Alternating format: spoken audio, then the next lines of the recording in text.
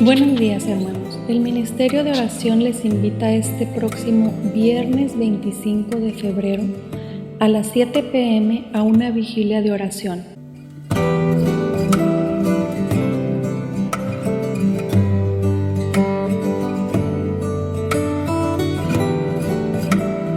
Será un tiempo familiar muy especial donde tendremos una fogata y sobre todo un tiempo de gratitud a nuestro buen Dios por todas sus bondades.